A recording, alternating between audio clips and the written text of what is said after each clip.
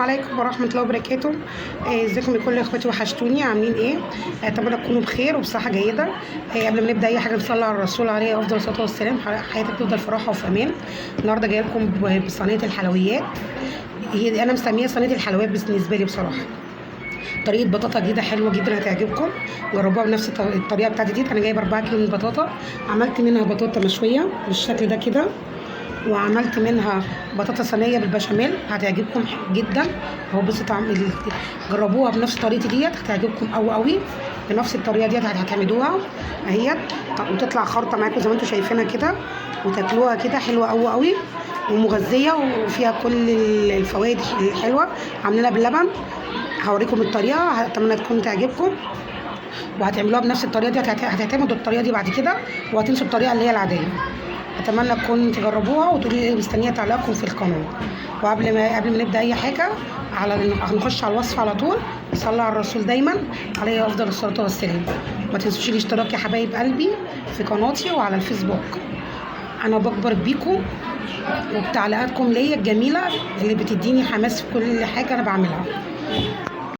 هنبدا نعمل. معايا كميه من البطاطا زي الكميه اللي انت عايزاها. دلوقتي البطاطا في السوق رخيصه وحلوه. جبت منها 4 كيلو. هطلع منها الصغيره زي كده رفيعه في الفرن، وهعمل من التخينه دي كده صينيه بطاطا حلوه جدا هتعجبكم. هوريها لكم دلوقتي، هنجرب الطريقه دلوقتي وهقول لكم هنعمل ايه. انا هقشر بيها بس بالشكل ده كده الاول. انا هقشرها كده دلوقتي كلها رفيعه. لا انا هقشر بس زي ما قلت لكم اللي هي المليانه، اللي تبقى مليانه عشان اعرف ان انا وهقطعها قطع صغيره زي بطاطس المهروسه كده، واعلق عليها تتسلق لحد ما تبقى مستويه خالص، وهرجع لكم هوريكم برضو. جيت بالشكل ديت، حطيت اهو نصهم هنا بعد ما غسلتها غسله حلوه. النص اللي انا اخترته دي حوالي 2 كيلو من البطاطا. غسلتها غسله حلوه جدا جدا، وحطيتها في الفرن تتشوي، لان في اولادي بيحبوها مشويه وفي اللي بيحبوها صينيه، فانا عاملها بصينيه حلوه قوي هتعجبهم برضو. فعملت نصهم لي 2 كيلو هنا و2 كيلو هعملها واقشرها واسلقها، وهوريكم الطريقه هتعجبكم جدا مختلفه. مش هتبطلوا تعملوها بالطريقه اللي انا عاملها بيها دي، وهتعجبكم كلكم. ودلوقتي اهوت عملتها غسلتها حلو قوي، وحطيتها في ميه كده في حله، وهغطيها خليها تغلي على البوتاجاز لحد ما تستوي خالص، وهنرجع اقول لكم هنعمل ايه. ودلوقتي هي البطاطا طلعناها بعد ما صفيناها من الميه بعد ما استوت بالشكل ديت. هطلعها دلوقتي على هحطها بالشكل ديت هنا، وههرسها حلو قوي كده بالشكل ديت. هحطها كلها بالشكل ديت وهرسها. هي هتهرس معاكم بكل سهوله كده اهوت. اهم حاجه تهرس كويس جدا اهيت. هنحط كل الكميه بالشكل ديت، واقعد اهرس فيها اهيت لحد ما اخليها هي تلاقيها معاكم تتهرس بسهوله. ده ممكن تعملوها بالمعلقه عادي كده اهوت. بص هتستوي معاكم هيتهرس معاكم بسهوله لان هي استوت حلو جدا اهيت. ههرسها كلها. بص انا هرستها كويس جدا اهيت. هحط عليها 4 معالق سكر مش اكتر، يعني بالشكل ده كده 4 معالق كبار عشان متبقاش مسكره كده. وهقعد اقلب فيها برضو شويه زي ما انتم شايفين كده. دوبت السكر كويس جدا فيها. هنحط برضو شويه من جوز الهند. ممكن تحطوا زبيب زي ما انتم عايزين، بس احنا ما بنحبش الزبيب، فممكن هنحط حبه حلوين كده فيها. وهقلبها برضو في بعضها كده كويس جدا بالسبيوتلا بالشكل ديت. هخلطهم كلهم في بعضهم. ودلوقتي هنعمل البشاميل اللي هنحطه فيها، بس بشاميل مسكر طبعا. هقلبها كويس جدا. ده شكل البطاطا بعد ما طلعت، بعد ما استوت قصدي، بس مش قادره اوصف لكم طعمها وريحتها حلوه جدا. بصوا من جوه عامل ازاي، حلوه قوي ما شاء الله عليها. وهحط الصينيه برده في الفرن واوريكم هعمل ايه. هنجيب حله فاضيه كده، هنحط فيها 4 معالق من الدقيق بالشكل ديت. ال4 معالق من الدقيق دول بياخدوا حوالي 4 كوبايات من اللبن، يعني قول الكيلو من اللبن. هفضي دلوقتي عليه كيلو من اللبن بالشكل ديت كله على البارد كده. واقلب فيه كده كده كويس جدا عشان ما يكونش فيها تكتلات. اقلب فيه لحد ما الدقيق يختفي خالص نهائيا.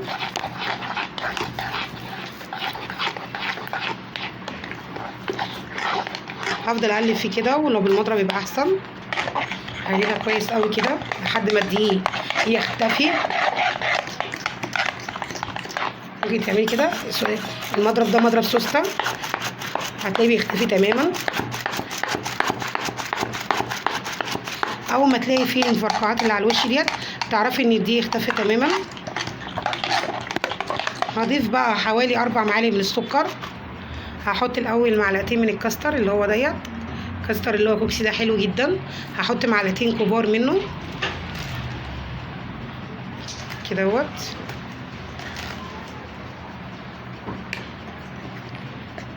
بيدي طعم حلو جدا. وهاخد حوالي 4 معالق من السكر، كل ده على البارد. متنسوش ان انتوا حاطين في البطاطا سكر اهوت بالشكل ديت. وهقعد اقلب تدريجيا كده. هعمل كده الاول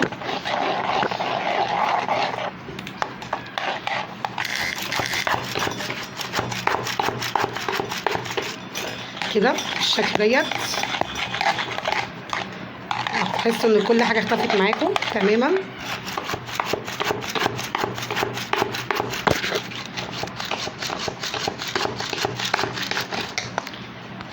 اهو بالشكل ده معاكم.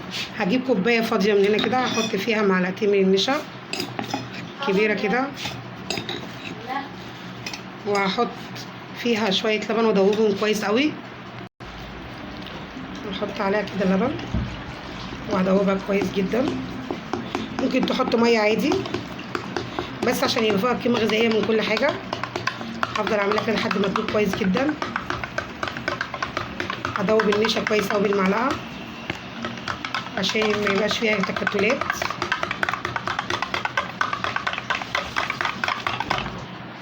برضه راح احطها على البارد كده واقلب كويس. ده كله احنا لسه ما حطيناهاش على النار عشان نعمل الطبقه اللي احنا عايزينها.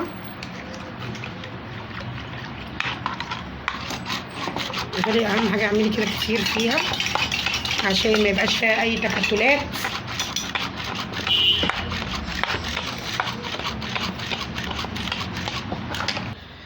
واسيبها كده على نار وافضل اقلب فيها كده شويه.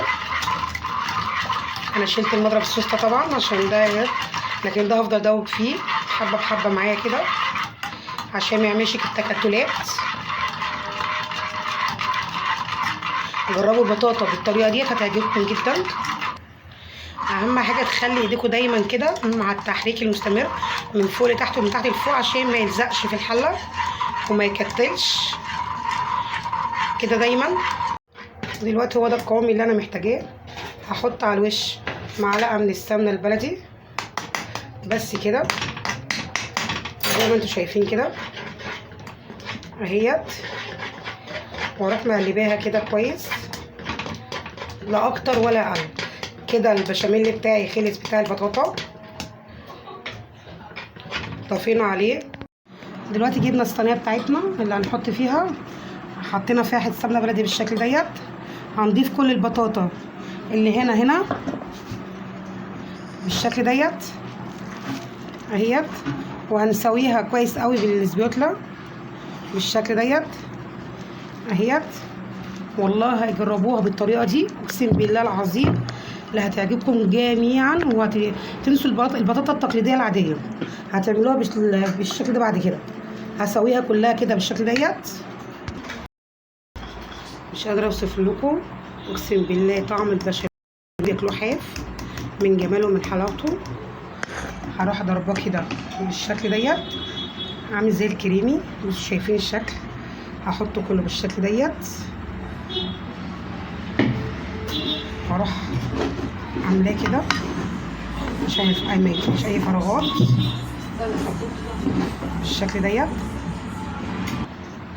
وهو ده ما شكلها. بسم الله ما شاء الله، الله اكبر عليه. عايزه اخواتي حبايبي يدعموني افتكروني بلايكاتكم ودعمكم ليا، ونصلي على الرسول عليه افضل الصلاه والسلام. حياتك تفضل في راحه وفي امان. هنحطها في الرف الاوسط على درجه حراره 200 لمده لا تقل عن ربع ساعه او تلت ساعه، ونبص عليها مجرد ما الوش ده يحمر يبقى كده خلصت. هوريها لكم وهتبقى اوريكم هي عامله ازاي. هوريكم دي شكلها دلوقتي اهوت. بسم الله ما شاء الله عليها، حلوه جدا. هي لسه ما احمرتش بس انا بوريكم شكلها عامل ازاي. مش عارفه امسكها معلش. هي لسه لازم الوش ده كله يحمر عشان تبقى حلوه. هحطها معاكم بالخرط هتعجبكم جدا. هوريها لكم لما تطلع. بصوا شكلها عامل ازاي. هي جميله جدا. ده لسه ما تحمر، المفروض وشها يحمر. هوريها لكم لما تحمر وهقطع لكم خرط واوريها لكم. ودلوقتي هو ده شكلها بعد ما طلعت من الفرن. بصوا انا عايزه اوريكم بتعمل ازاي. اقسم بالله روعه، حلوه جدا. اعملوها كده اهيت. هطلع لكم منها خرطه من تحت كده كدهوت اهيت.